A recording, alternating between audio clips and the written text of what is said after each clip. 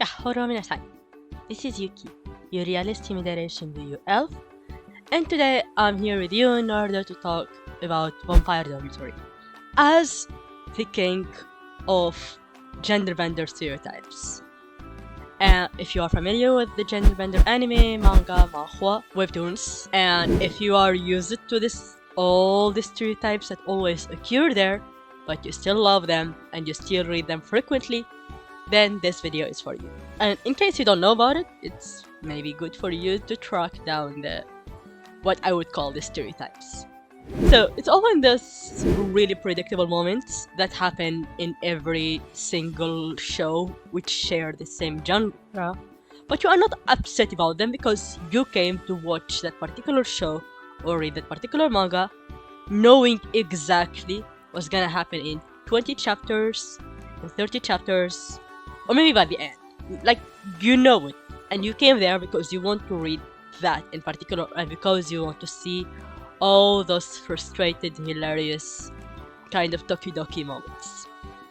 So let me get started, and let me explain why Fire Dormitory in particular is actually the king of predictability.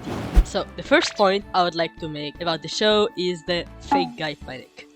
And as you know, in the gender bender shows, you usually have the heroine disguising herself or dressing up as a boy, either willingly or unwillingly because of some extenuating circumstance, and she ends up being mistaken as a guy almost the whole time.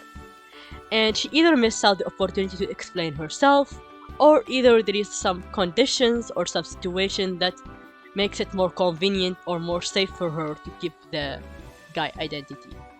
So, you have got our main lead who's starting to have interest in the gender bender heroine and who doesn't know her real sex identity, more or less.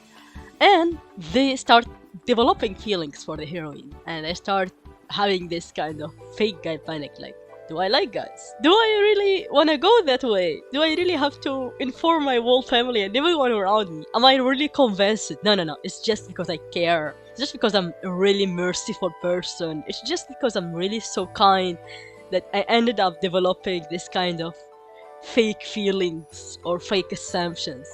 So this always happens. Another point I missed to say earlier is that the second main lead is often getting pulled into the heroine's emotional quest for emotional support. And just to simplify it, it's often the interactions between them that make her make the most important realizations about herself, about her surroundings. She usually have better conversation, more developed with the second lead. Like, they understand each other better, and she gets to think about herself and about everything going on.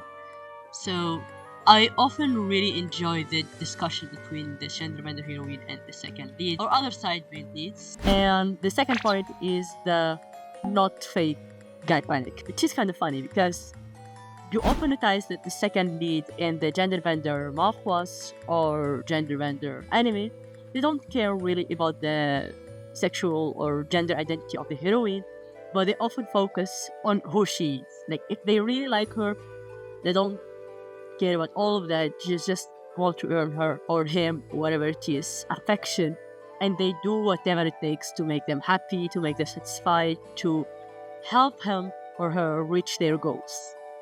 And I think that's really important. However, their efforts or their sincerity is often overlooked or overshadowed by the male lead's sort of brusque or sudden decisions or actions. So I hope you notice that too.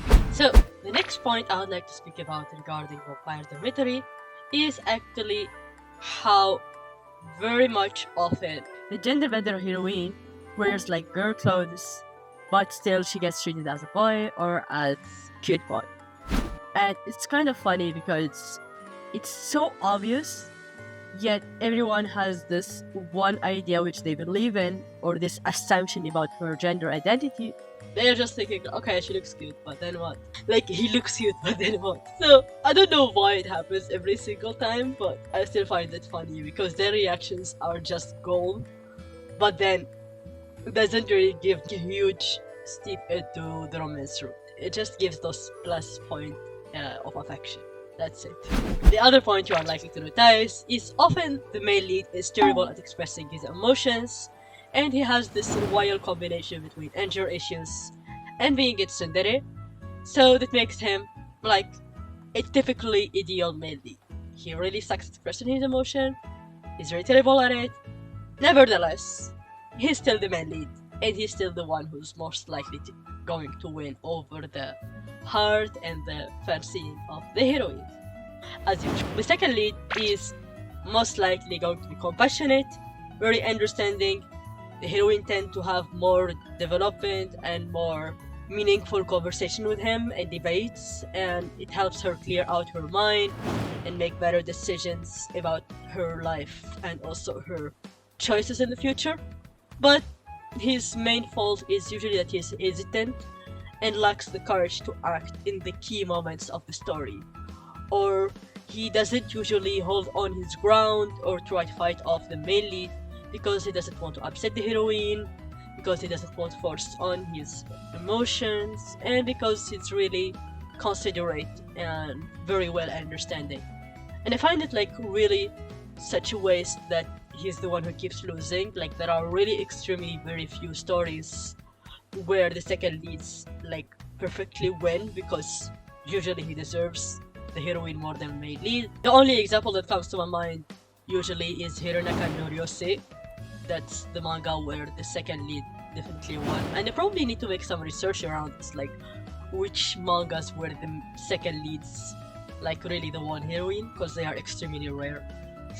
And then another stereotype you are meant to go through while watching gender bender shows, especially when the girl pretending to be a boy for whatever reason it is the public bath scene, where for whatever reason the one who ends up realizing her true gender identity ends up having sort of temporary leverage over the other male lead, either second lead or first one, and because they are giving her favor by keeping this secret, then they get to communicate more with her, and then they get this kind of special, really fua moments. And I don't know, like I really appreciate those moments, even though they are usually very temporarily before everyone else discovers the truth. And there are a couple of other points about the heroine of typical characteristics of heroine of a gender bender anime or manga, is that the heroine is often clueless and has zero self-awareness, or let's say sexual self-awareness.